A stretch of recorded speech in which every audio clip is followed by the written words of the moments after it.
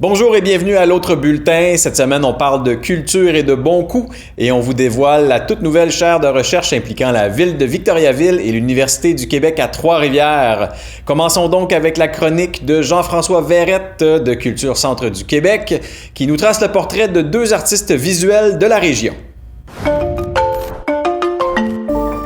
Cette semaine, je vous parle de deux artistes en art visuel de la région.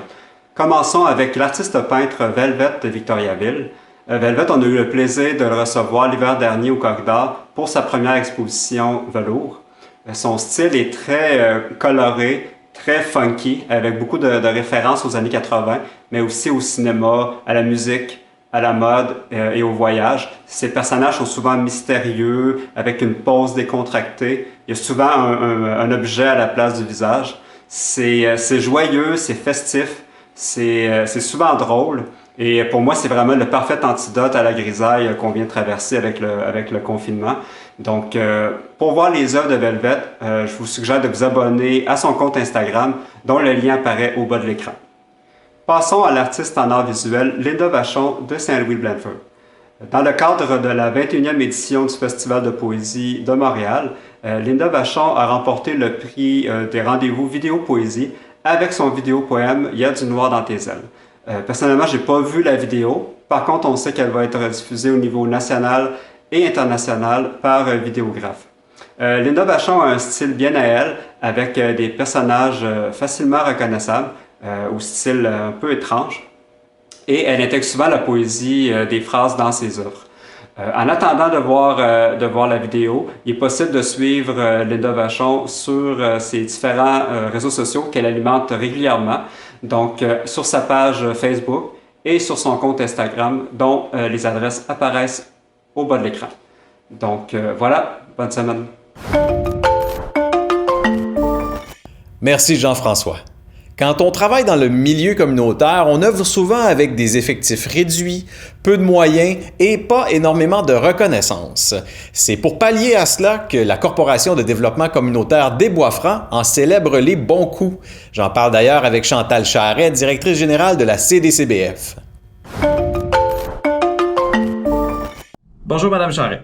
Bonjour. Alors, dites-moi, la Corporation de développement communautaire des Bois-Francs, ça regroupe combien d'organismes différents?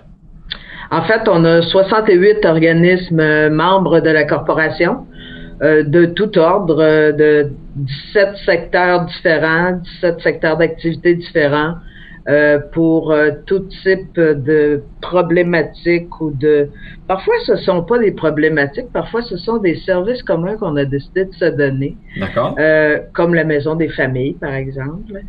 Parfois, c'est autre chose, c'est des problématiques ça peut être de maladies physiques ou mentales ou de périodes de la vie où on est moins... où il nous arrive des petits pépins et on a besoin des autres pour essayer de s'en sortir. On a besoin d'informations, d'accompagnement, etc. Alors, on a 68 comme ça. Donc, vous autres, la télévision communautaire. Ben oui, effectivement, on est là. Puis dans le fond, vous, la CDCBF, vous êtes là pour offrir, dans le fond, une espèce de panier de services à ces organismes-là pour les aider à se développer ou à amener leur projet plus loin. Oui, en fait, on va du démarrage d'un nouveau groupe communautaire, par exemple, à la recherche de financement, à la consolidation, à l'accompagnement dans le soutien organisationnel, dans l'aide pour les ressources humaines, et puis on a aussi, bien sûr, c'est un gros morceau, la place Rita Saint-Pierre est à nous. Mm-hmm. Donc, on a 33 organismes communautaires qui habitent la place communautaire. D'accord. Alors, c'est... une gestion très intéressante. Ça permet au groupe d'avoir des prix de location qui correspondent à leurs moyens. Mm-hmm. Et puis, pour un peu célébrer ces organismes-là, depuis quelques années, vous organisez les bons coups. Oui. Comment? Mais cette année, ça a été un petit peu différent. Eh bien oui, comme tout le reste, hein? Mm-hmm. Tout a été différent cette année.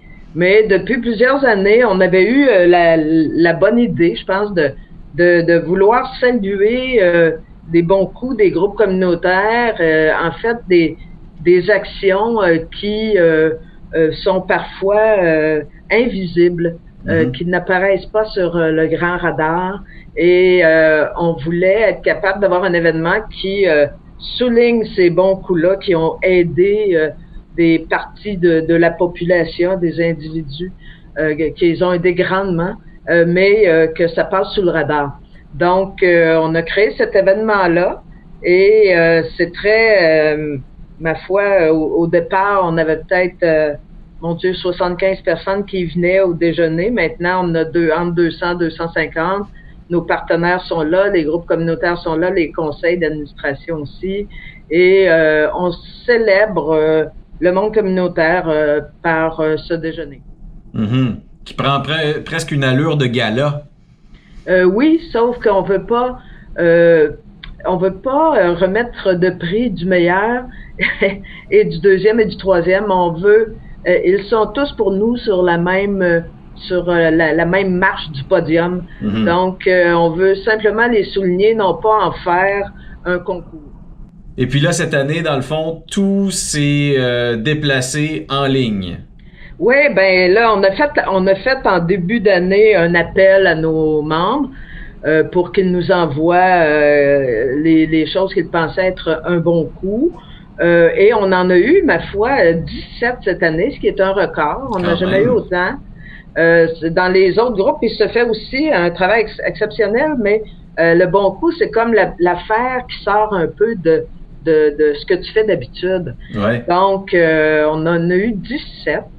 Et malheureusement, on n'a pas pu tenir notre déjeuner et on s'est dit non, on perdra pas, on veut pas perdre ces 17 bons coups et qu'ils soient passés sous silence cette année. Donc, on a décidé d'en faire des capsules qui seront diffusées sur le web, sur notre Facebook, un peu partout où on peut. Et on espère que nos partenaires diffuseront à leurs amis Facebook ou sur le YouTube. On espère qu'ils diffuseront largement, en fait.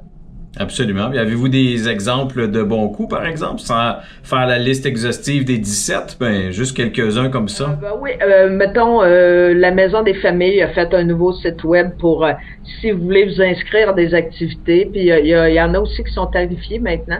Alors, vous pouvez tout faire ça en ligne maintenant. Il y a un très, très, très bon et beau coup qui est le Centre de prévention suicide qui a fait une capsule qui reste avec nous. Vous l'avez sans doute regardé. Et il y a 2,7 millions de personnes qui l'ont regardé sur le web, ce qui est exceptionnel. C'est Centre prévention suicide Arthabasca Érable. Alors, on salue ça, bien sûr. Puis avoir un tel succès, c'est retentissant. Alors, c'est une fierté pour nous. Alors, il y en a comme ça, 14-15 autres. Excellent. Alors, on invite les gens à aller sur votre page Facebook de la CCI. Oui, ils sont disponibles. C'est Pierre Lecoude qui en a fait la conception. Et donc, ils sont diffusés à tour de rôle pour que les gens puissent eux aussi être fiers de ce qui se fait chez nous. Parfait. On invite les gens à aller voir ça. Merci beaucoup, Madame Charret. Merci à vous. Merci Chantal. C'est tout pour cette semaine. On vous laisse avec un montage d'extraits de la conférence de presse dévoilant le tout nouveau partenariat entre la Ville de Victoriaville et l'Université du Québec à Trois-Rivières. Bonne semaine. On est en étroite collaboration dans ce projet-là, comme je l'ai dit, avec la CDEVR, la Corporation de développement durable également. Alors, tous ces gens-là, toutes ces équipes-là vont contribuer à notre développement et surtout notre développement durable. On inaugure donc un nouveau modèle pour le Québec, c'est-à-dire un modèle de chaire de recherche municipale. Et qui de mieux pour porter les rênes qu'un chercheur qui est connu et reconnu pour mettre de l'avant l'immense potentiel des municipalités comme vecteur et véhicule d'innovation et dont les projets se situent toujours à la jonction de plusieurs partenariats, tant avec des organismes, des organisations publiques que des industries. Victo, vous le savez, c'est le berceau du développement durable. Et l'UQTR, c'est une pépinière d'innovation et d'innovateurs particulièrement dynamiques. Simon Barnabé est comme un velcro auquel on aime se coller parce qu'il a beaucoup d'idées, parce que ses idées sont bonnes et aussi parce qu'il réussit à motiver le développement avec ses bonnes idées et leur potentiel d'application, d'utilisation et d'utilité. Bon, merci beaucoup, Monsieur le recteur. Merci beaucoup, Monsieur le maire. Bonjour à tous. Vous savez, ça fait près de 15 ans que je fais de la recherche dans l'entourage de Victo. Mes relations avec Victo ont sérieusement influencé ma façon de faire de la recherche. Puis avec les bénéfices que j'en retire, je pense que tous les chercheurs universitaires devraient travailler plus étroitement avec le milieu. Une chaire comprend généralement un chercheur principal, du personnel de recherche et beaucoup d'étudiants universitaires et aussi de niveau collégial. Et j'espère avoir beaucoup, entre autres, de stagiaires qui pourraient provenir du cégep de Victo. Pour la ville partenaire, dites-vous que c'est un nouveau moyen de se rapprocher du savoir, d'attirer des talents et d'avoir un contact plus personnalisé avec l'université. Ce nouveau modèle de chaire s'adresse aussi tout particulièrement aux villes de taille intermédiaire comme Victo, qui ont les mêmes ambitions en développement durable que les grands centres urbains, mais qui ont beaucoup moins de ressources.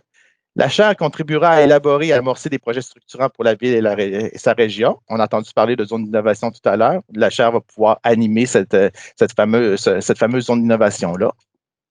Comme cette chaire est financée par la ville de Victoriaville, eh bien, la programmation scientifique est alignée sur le plan d'action de la ville ainsi que ses enjeux environnementaux et agricoles qui lui sont chers. On va d'abord poursuivre le projet Vertec, où on traite les eaux usées de quelques entreprises du parc industriel Fidèle-Édouard avec des microalgues, puis on récolte la biomasse d'algues pour faire des produits pour une entreprise localisée dans le même parc, en l'occurrence Sanimark. Bref, c'est de l'économie circulaire comme on l'aime. On voulait faire, entre autres, dans le temps, ce que les médias avaient appelé des biosavons. C'était pas exactement ça, mais c'était un bon terme vulgarisé. Mais maintenant, avec la chaire, on alignerait les recherches vers des produits thermoformés comme des contenants ou des emballages plus écologiques pour la manutention. En fait, on va travailler sur des recettes de pâte cellulosique, un peu comme ce qu'on fait pour faire du carton ou du papier, là.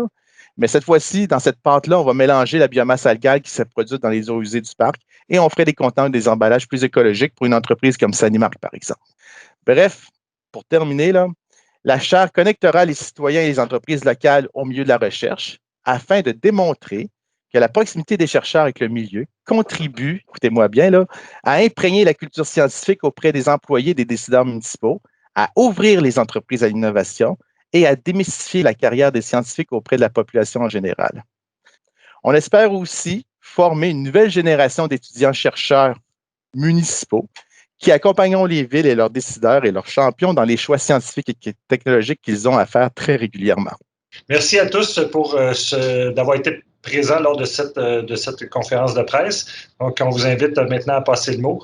Et un nouveau chapitre, là, finalement, de la belle histoire qui unit la ville de Victoriaville et l'Université du Québec à Trois-Rivières, qui s'écrit dès aujourd'hui avec cette nouvelle annonce. Merci à tous d'avoir été présents.